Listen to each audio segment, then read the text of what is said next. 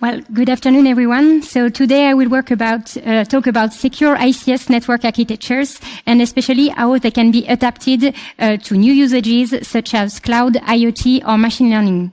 But maybe a question to start with: how many of you have already worked in industrial control system security? Okay, not a lot. And how many of you maybe know about the Purdue Model? Okay, not a lot. So I'm going to start with a small introduction about ICS, and so industrial control system. So first, where do we find industrial control systems? Pretty much in a lot of different industries and sectors, such as transport, aeronautics, nuclear, automobile, military, defense, also utilities. But what is an industrial control system? So basically it will have an interconnection with the physical world. So you will have sensors and actuators, which represent the actual physical world, and they will be interconnected with what we call the production network, and especially PLC, which stands for Programmable Logic Controller. So they interact with the sensors and actuators, and they send command to open a valve, turn a motor, or something like that. Then the PLC would be connected to the supervision network, or the SCADA network. So basically here you have like the Windows world, because you have Windows workstations, Windows servers with the supervision application. So you have different consoles to supervise what you have on the plant, and you also find maintenance laptops to go and program the PLCs on the field, for example. And so this is a combination of these two networks, the supervision network on one hand and the production network on the other hand, that we call the ICS, the Industrial Control System Network. And as you may know, the ICS will be interconnected most of the time to other networks, and starting with the corporate network of the company, and probably also be connected to the one of the company and have interconnections with the internet or the cloud or external partners. So that's it about the introduction, and let's deep dive in the presentation. So I will tell a story about two very different secure ICS architecture. But what is a secure architecture? Here an introduction about the Purdue Model. So basically it's a conceptual model where we place the different components I've just presented. So different levels. Basically at level 0 you have the sensors and the actuators. At level 1 you will find the PLCs. At level 2 you will have the Windows world, the supervision network with your SCADA servers, your engineering workstations, and your operator consoles. At level 3 actually does not exist at each plant, but it's the kind of orchestrator of your system. You can find that in manufacturing plants, for example, when you have different production lines and you need to orchestrate different production network. Then usually, depending on the Purdue model you are using, there can be a level 3.5, which is the DMZ. And then you have the enterprise network at level 4. So basically, everything that is below level 3 is considered part of the industrial control system. So this is the Purdue model, and this is actually what we call a secure ICS architecture. And actually, in 2019, in a conference dedicated to industrial control system, there was a panel called "Is the Purdue Model Dead?" Well, actually, some people thought it was still accurate today, and others thought it was not relevant anymore, especially when considering cloud. So traditionally, there has been a rigidity to what a secure architecture is. And here is an example of rigidity, the DMZ. So imagine you need an interconnection with your industrial control system, and so your OT network. Well, it's simple. You can put a proxy server in the DMZ and only allow incoming communication to the DMZ. So it used to work, but does it still make sense today? Well, maybe not in all cases. So let's see how we can think about the future of ICS network architecture, having in mind a specific motto, no limits. And so let's take an example. So I've been working for various companies that have a large variety of control systems. Historical businesses, such as power plants, so nuclear, chemical, or refineries, but also new businesses, such as solar and wind farms. And now these various businesses can be found within the same company. So for these companies, the existing ICS cybersecurity policy needs to be adapted to the new usages and businesses. But how can we define cybersecurity requirements and rules that would apply to the same company? So in this presentation, we will compare and contrast the requirements and corresponding ICS network architecture of two different businesses within the same company. But first, an assumption. So in this presentation, I will only discuss about command and control system, because usually when we talk about ICS, we have three different kinds of, let's say, systems: monitoring systems, command and control systems, and safety systems. So to make my presentation easier, I will only talk here about command and control systems. So let's present in more details our two use cases. So first, the historical business, the power plant or refinery. So here we usually have large plants that are on a single geographical location with many people working on site. These systems are designed to operate locally, so on a single physical location, and autonomously. There are only a few interconnections, and usually they are not essentials to the industrial process itself. You have usually a high volume of assets on the network, and they are pretty standard assets like I just presented before, so PLCs, sensors, actuators, and Windows workstations and servers. And here, the industrial process is usually complex with many different command and control requests. Then we have our new business, the solar and wind farm. So here we usually have a lot of very distributed industrial sites that are communicated through the internet. So these are really small sites without any human presence most of the time, and only a few assets on the network, mainly data loggers or inverters. And these systems are usually operated from the cloud. So concerning command and control, you will only have a few requests, and mainly start and stop requests remotely. And these systems are also mainly about energy management and optimization. So, would you have the same architecture and the same cybersecurity requirements for both cases? Well, probably not. So let's start with the historical business and secure architecture. So here for the power plant or refinery, we will have standard ICS network architecture, so following the Purdue model I presented earlier. So we have an industrial site on a single geographical location, and we have our OT network, which is a dedicated OT network with the different assets I've already presented, so the sensors, actuators, PLCs, some HMI, the SCADA servers, and the different workstations. You can also have segmentation within the ICS network, and actually it's recommended, but actually not always implemented on the field. And this OT network will need to have interconnections with the IT network. And so how do we do that? With the DMZ between the two networks. And we have two firewalls, one between the OT network and the IT network, and one, and the DMZ, sorry, and one between the DMZ and the IT network. And in this DMZ, what do we have? Well, for example, a rebound server for remote access, an update server, an antivirus server, and maybe also some file exchange server or other application servers hosting used as proxy.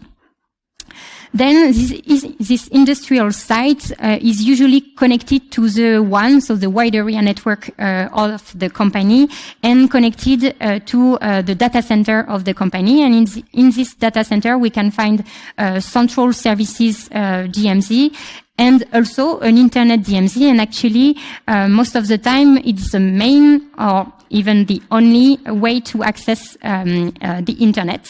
So actually, the remote access will go through this architecture. So going through the data center of the company, then go on site through the DMZ and access the OT network. So what are the ICS cybersecurity requirements for this architecture? Well, pretty standard, a DMZ between the IT and the OT network, protected by firewalls. So one firewall between OT and DMZ and one firewall between DMZ and IT. We have no direct communication between the IT and the OT networks. We also have protocol break in the DMZ, so we use relay servers, for example. And lastly, we have no local internet access on the OT network, so the internet access goes through the IT network. So would this architecture work for the solar and wind farm case? So let's try to apply the same architecture principle for this use case. So what do we have here? We have our main operator site with our OT network, but here on this network we only have workstations, and the rest of the industrial process is actually elsewhere. And I will go back on that.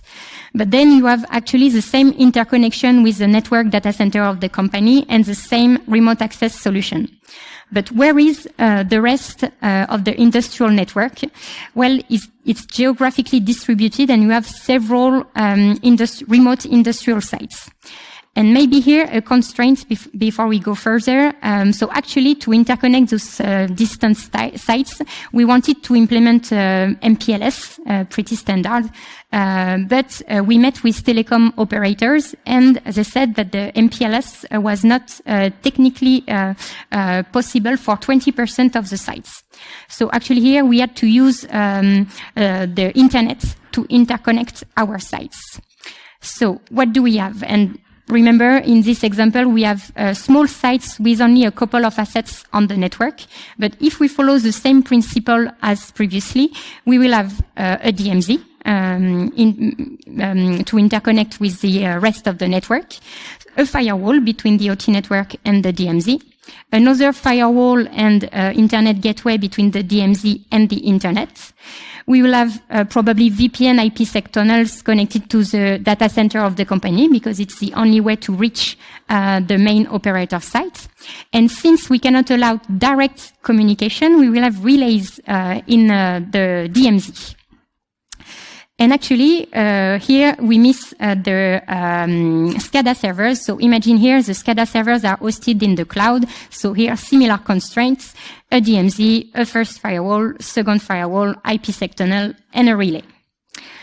Well, does this really work? Let's consider maybe one of the main communication in this architecture. Obviously, the main operator site needs to communicate with the industrial sites, and the cloud with the SCADA server needs to communicate with the OT network, and they will probably use Modbus communication. Modbus, I don't know if you know this protocol, but it's a well-known industrial protocols, but without any security, no authentication, no encryption. So this communication will have to go through all the IT network of the company, and it will have to go through also some DMZs. But can we really have a DMZ and implement protocol break with the Modbus communication? And do we really need to use the IT network to make two industrial sites communicate with each other? Maybe not. And also in this scenario, you may have noticed we have two different firewalls for each of the small sites. Well, maybe if we have only a couple of sites, it could be feasible. But imagine you would need to interconnect 300 small sites like this. Well, you see, it does not scale. So, actually, let's try a blank page and see how we can think about another architecture that could be secure. So, What do we have here? Our OT network, geographically distributed, so several remote sites without any human presence. The main work site with only workstations, and the SCADA servers hosted in the cloud. So remember, internet is used as a transport mean to make the assets communicate with each other. So one secure architecture solution would be to virtually create a WAN, leveraging SD-WAN technology. So remember our meeting with the telecom operators. Well, it's them who said that we could implement SD-WAN.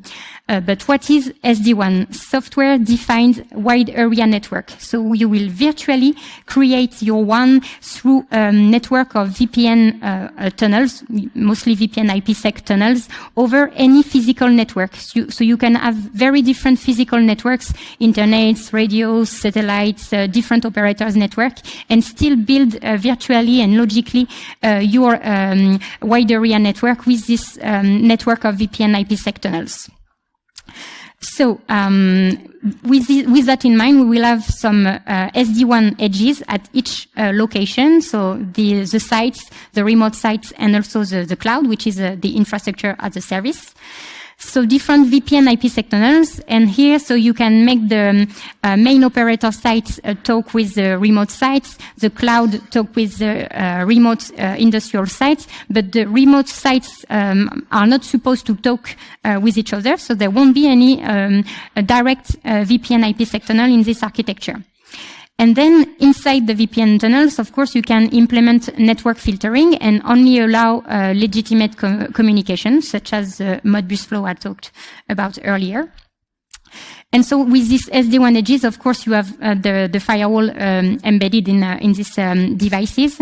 And you can also implement detection by activating the IDS functionality on the firewall, for example.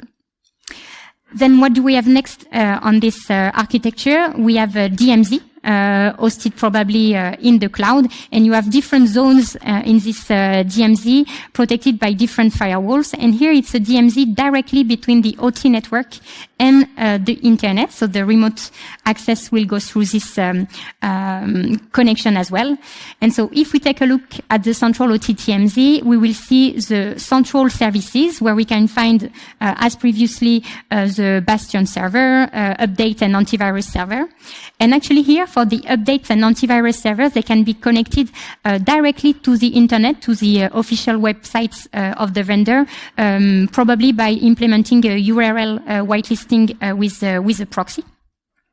And you could also have here and consider interconnections with external partners. And so you could add additional flow analysis and restrictions in the central DMZ with, for example, relay of proxies for standard communications and protocols such as HTTPS or SFTP. And if you need to interconnect with a partner and use industrial protocols, you can have a network probe for industrial protocol analysis. But where is the IT network in this architecture? Because we still need an interconnection with the IT network, but it won't be done on the main operator site. Here, the interconnection will be directly in the cloud with a dedicated firewall between the DMZ and the IT network. And you probably will have another dedicated network for the IT network. So basically, what are the main differences with this architecture with the previous one? Sorry, we have the OT communications between the sites directly, and we do not go through the IT network anymore. We have a DMZ between the OT network and the internet directly, and we have only one global DMZ for the whole OT network. So let's sum up the key requirements. So we have our VPN IPsec tunnels between the industrial sites that are communicating through the internet, so using our SD-WAN network. We have a global DMZ between the OT network and the internet, and we do not need to go through the IT network anymore. We have firewalls with restricted firewall rules at each location, so the main sites, the different remote sites, as well as the cloud. And we have a network probe in the DMZ for flow analysis, especially for industrial protocols, which cannot be used with relay or proxies generally. So to sum up, for the solar and wind farm architecture, we have a multi-connectivity using the internet. We are leveraging the SD-WAN technology to create a fully distributed industrial network over the internet with a large cloud strategy. And here we adapted the Purdue model and we placed the components based on their functionality and not where they are physically. Because I don't know if you noticed earlier, but the internet tends to be represented as a level 5 in the Purdue model. However, be careful because this architecture is riskier than the previous one, and it will be important to maintain a good security level, but it's difficult, and drifts can be observed over time, especially when you consider the SD-WAN edges. You could you could have a misconfiguration and have your site directly exposed on the internet. So you will have to, you will need several requirements that needs to be respected. So first, end-to-end control of the communication between the different industrial assets, and also you need to secure your communications based on the level and the business need. So do you need the VPN tunnel? Do you need network filtering and how fine-grained filtering rules within your tunnel? Do you need relays? Do you need encryption for the communication? Do you need to add detection? But rigor is key in this architecture, and the cybersecurity basics will need to be respected finally for industrial control system. So, to come back to our example, so we needed to have specific cybersecurity requirements for our company and apply to all architectures. So we've seen that this architecture can be considered as a secure one for the solar and wind farm. However, it might be too risky for our historical business, so the power plants.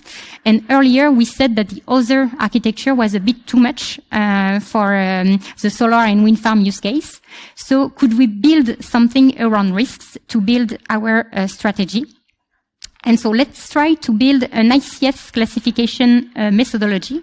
So here the goal would be to classify an industrial control system, and not especially a site, because you may have different systems on a single site. So we will put each industrial control system on a risk matrix and try to differentiate their criticality. So we use a standard risk-based approach, and actually we took the ANSSI, which is the French cybersecurity agency, ICS classification methodology as a base, and we adapted it to our context.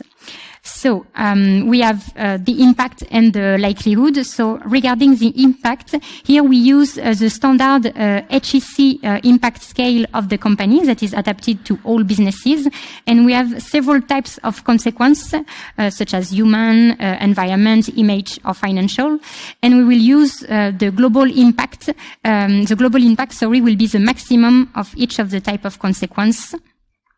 Then we have the likelihood, and here we will have different factors to consider. First, the attacker's level. So are we talking about a non-targeted attacker, a private organization, a state-sponsored organization? We will also consider the functionality. So are we talking about a monitoring system, a command and control system, a safety system? We will also consider the connectivity. So are we on a single geographical location? Are we using distributed network using a private network such as MPLS, or are we using public networks? And we will also consider the level of access control, so the level of identification and authentication. So for each of these factors, we will get a number, and then we have a formula to calculate the likelihood. And then we will have our risk matrix, and we will place the industrial control system on the matrix, and it will give us the classification. And in our example, we have 4 classes of classification.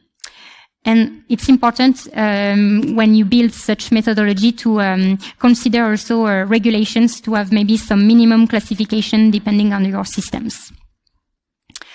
So let's try the classification on our 2 system examples. So first, the impacts for the power plant and the refinery. Here, we have, for example, a Seveso site with high HEC risks. So we have high impact, so let's say 3. And for the solar and wind farm, here we have no HEC risks and actually not a lot of risks. The highest impact would be a financial loss due to a production stop, for example. So maybe here the impact will be only 2. Then regarding the likelihood, so to ease the case, we will consider we have the same attacker level, the same access level, and the same functionality. So it's the connectivity which will make the difference. And so regarding the connectivity on the power plant and refinery, we have a low connectivity because we have an industrial network on a single geographical location and only a few interconnections with the IT network. So with the formula, we will get a likelihood of 2. And for the solar and wind farm, as you saw, we have a high connectivity because we have a geographically distributed industrial control system, and we are using a public network. So with the formula, we will get a likelihood of 3.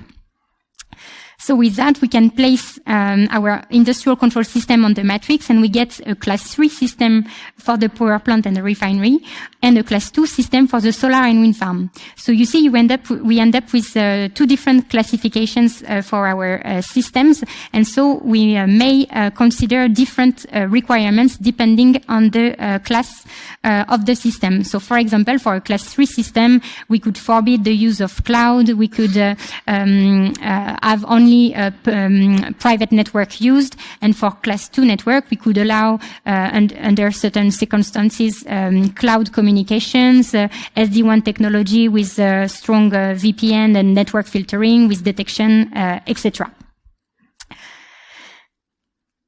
But can it be then simple? Unfortunately, no. But let's take a step back on our example. What was the main decision factor for the secure architecture? It was connectivity and impact. Because for the power plant and the refinery, we had an high HEC risk, so interconnections were limited, no cloud, no distributed network, and no public network. And for the solar and wind farm, we had low risk and high distributed network. But is there any additional factor that could be considered to help with the classification and our requirements? Well, we could consider, for example, multiple expositions, because in my example, I only talked about the cloud, but we could also consider interconnections with applications from the corporate network, and the systems needs to be considered as a whole.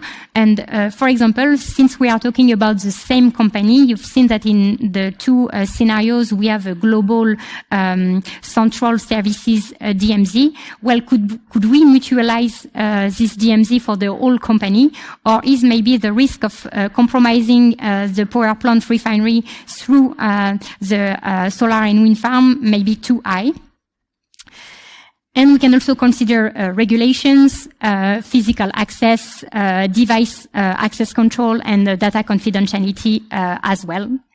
But in the end, be pragmatic and do not stick to a formula. You should consider key factors and make your classification accordingly. And also, another interesting thing would be to build architecture patterns. So for your company, you could identify several use cases, build a reference architecture based on risk analysis, and these architecture patterns will need to be regularly updated because business needs and technical capabilities evolve regularly. So you could have some global cybersecurity requirements to respect depending on your ICS classification, but then have different architecture patterns for each of your new use cases with some specific requirements. And so let's go further on that and with the architecture patterns, and let's build an OT use case catalog for the company with so adapted cybersecurity frameworks. So, use case catalog, why and how. So why do we need a catalog first? So I've already talked about it a bit, but let's deep dive here. So with this use case catalog, it would be more concrete than a simple cybersecurity policy. So I'm not saying it will replace entirely the cybersecurity policy, but actually it will be concrete and answers business operational questions and provide operational guidelines directly to the industrial sites. And it's also important to provide ready-to-use tools to local teams, because usually they have limited resources, and also a few cybersecurity skills. And it will allow you also to have consistent architectures and cybersecurity solutions across your company. So it will avoid local initiatives and maybe build non-secure architectures. And then, so how? You will need to list first the different use cases for your company and build deep dives for each of the use case. And so you could have 3 different parts for each of the use case. First, a description of the use case, then a network architecture diagram, and finally some technical guidelines to respect. So let's take a few examples. So 4 here in my presentation. So first, let's consider remote control of industrial applications. So a bit like my previous example, let's imagine a geographically distributed industrial control system with different sites communicating through the internet with a central supervision site. A second use case here, where you could have IoT sensors on your industrial network connected to an application in the cloud for monitoring and predictive maintenance, for example. A third case, when you could have remote maintenance operations, so an external partner responsible for the maintenance and operations of your sites, having to connect remotely to your industrial site to perform some administration actions. And a fourth example here with maybe more machine learning with a cloud solution for energy optimization, for example. And so this application is hosted on the cloud and is directly connected to your industrial control system. But here, not only for monitoring, information are gathered from the industrial site, but with the application from the cloud, it analyzes the data and is also capable to send command and control requests to your industrial control system. So today we will focus on the first one and the fourth one, and I will present you what it could look like in the use case catalog. So first example for the remote control of industrial installations. So a brief description. So we have geographically distributed industrial sites, and we have command and control, which is managed from a central OT site. So here we can consider that it's an extended OT network. And a few technical characteristics. So here the sites communicate through the internet, and we have OT to OT communication. So mostly industrial communications. I mentioned earlier Modbus, but we could find also OPC UA or any other industrial protocols between the central sites and the PLCs on the remote sites. And we have no local IT network on the remote sites. It's just a small network with only industrial assets. So then we could have our network diagram. So here, a bit like my SD1 example as previously, but a bit smaller, with just a central site with the assets and only a couple of sites, but we still have a DMZ and VPN IPsec tunnels. And so then we could have some technical guidelines like this. So I won't read everything, but you get an example. So we need a DMZ between the OT and the internet. We will implement network filtering over the different tunnels and only authorize a whitelist of data. We will have also IDS sensors and give some specific guidelines about the filtering that we are allowing between the sites. Then second example, so with the energy optimization solution. So here, again, it's a cloud solution using machine learning to automatically send command and control requests to the SCADA server. And in terms of technical characteristics, so we have the application hosted on a partner cloud. It's not the company who has this application, it's an external partner.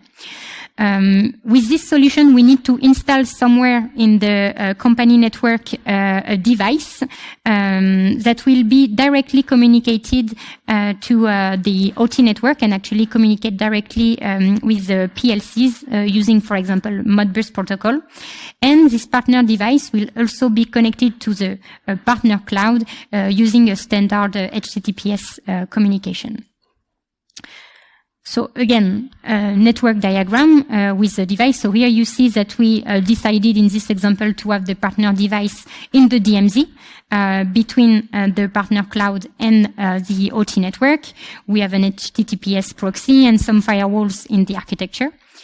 But then if we want to have the technical guidelines, we can have specific slides and requirements. So here we specify that the partner device needs to be installed in a DMZ between the industrial network and the internet. It states that we need a protocol break in the DMZ, and we need to filter the different communications using a firewall. So here we have HTTPS with the cloud and Modbus with industrial side. So we consider that we have the protocol break with this partner device.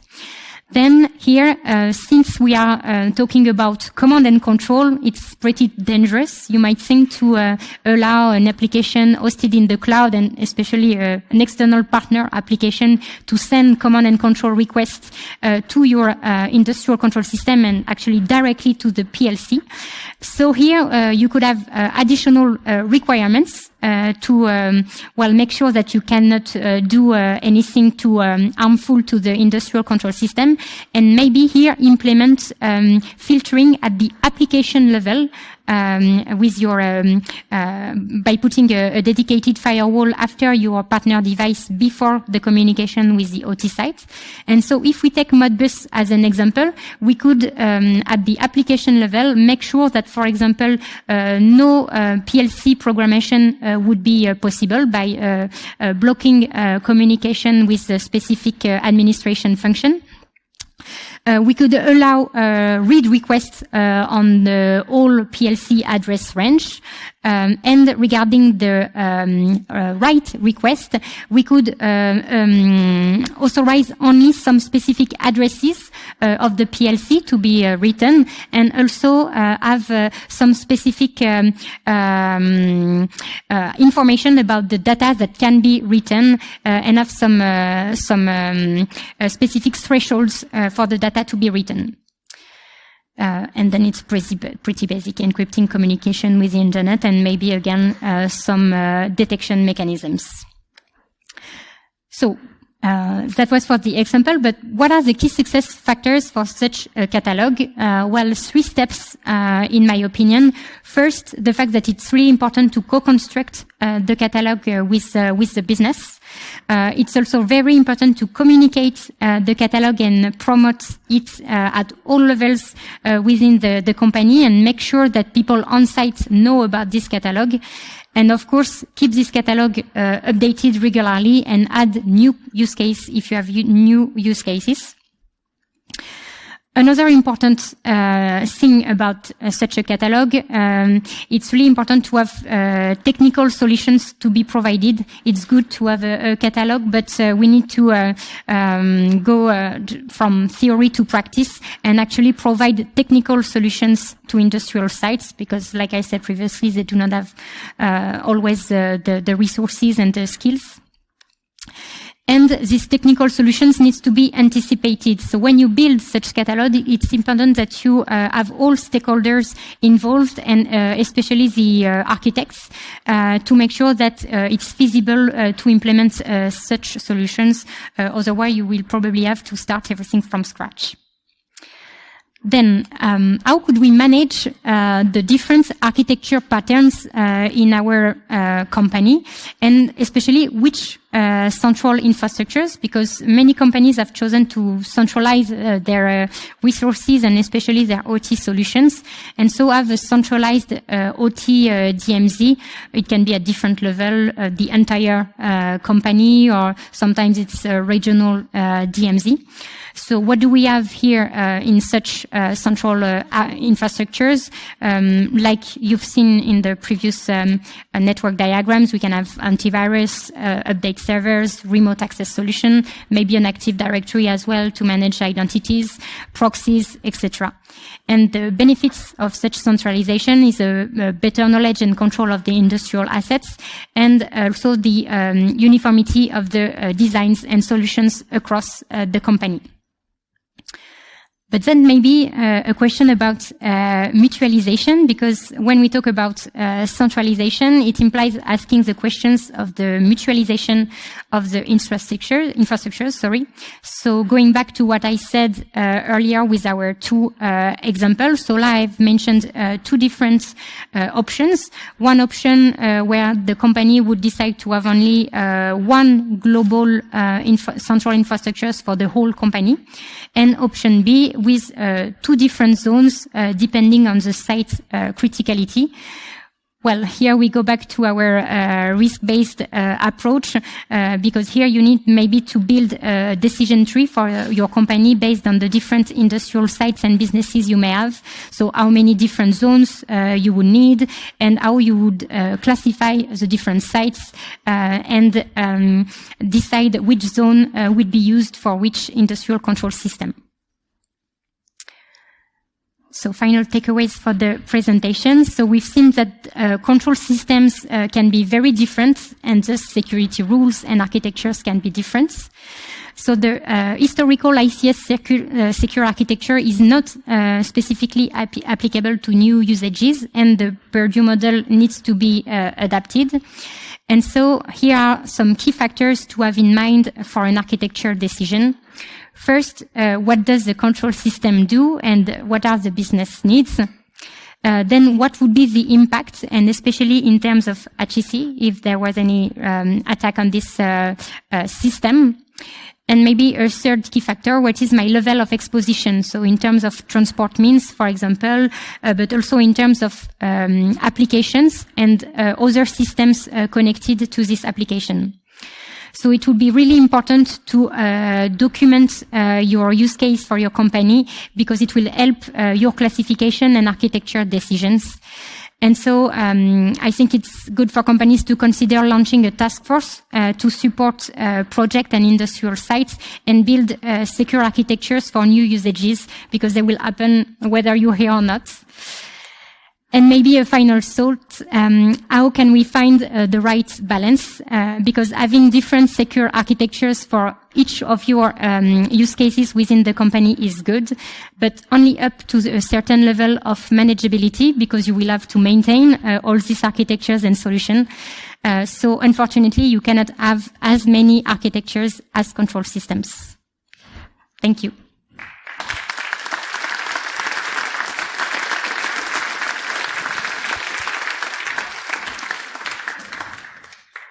Do we have any questions?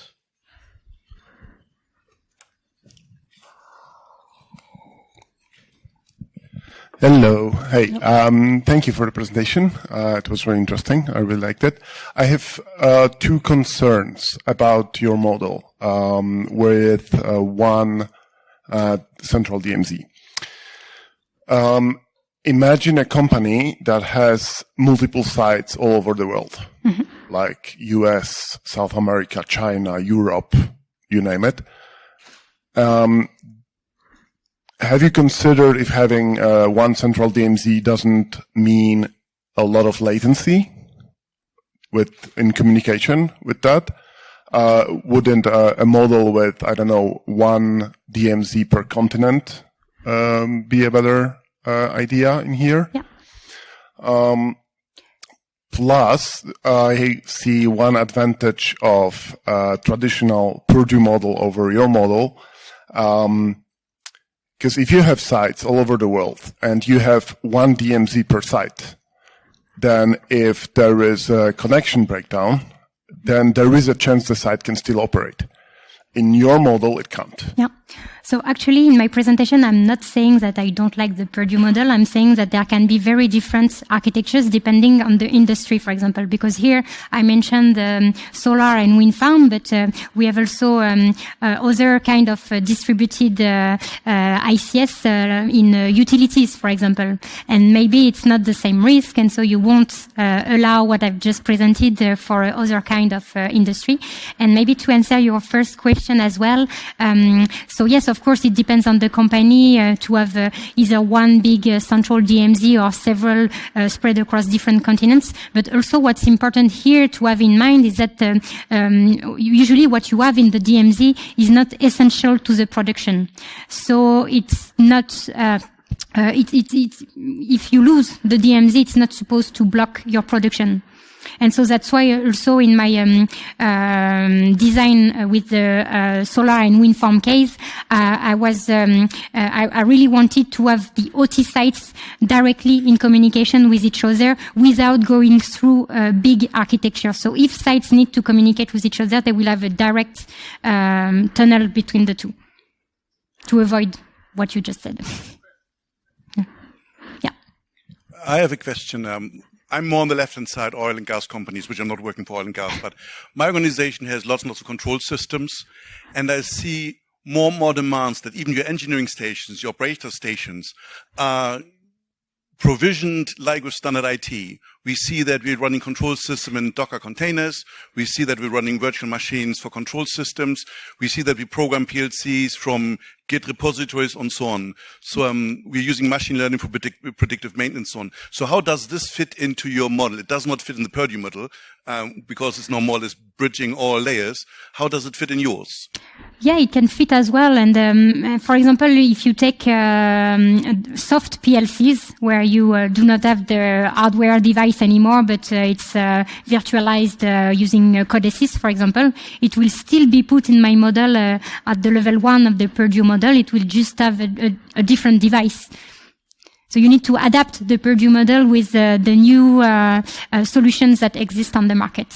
But in the end, does the same thing. Your protective means don't work anymore. If I'm talking about Docker containers, nobody in my organization will rewrite a Docker container from scratch. They will come from outside. So they download it from Docker maybe, or the virtual machines come from outside. So yeah.